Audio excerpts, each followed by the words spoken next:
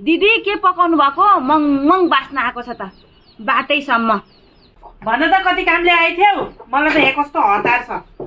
हतार छ अरे घरमा आएको मान्छेलाई यसो बस पनि नभन्ने। बस्छु म त एकछिन।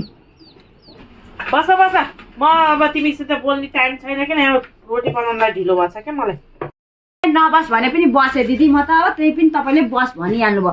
अब चप्पसँगले घिउ हालेर एउटा रोटी बनाउनु त, खाएर जानुपर्छ। मौसम पनि ठन्डा ठन्डा छ। तपाईँको हातको रोटी खान मन लाग्यो मलाई त देखेरै। ल ल ल बनाउनु, खाम अनि जाम। आजै आँटा थोरै भएर रोटी थोरै हुन्छ, झन् टुप्लक्क आइभ्यो कि खानलाई त। ल कति महँगो बसाएको दिदी।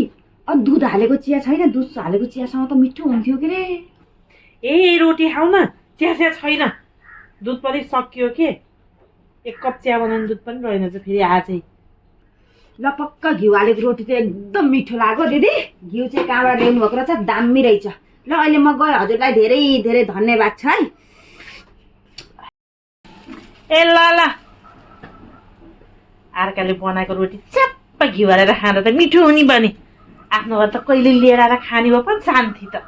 कसरी खाने यो घिउ, कस्तो हुन्छ भने टेस्ट थाहा पाउँथे।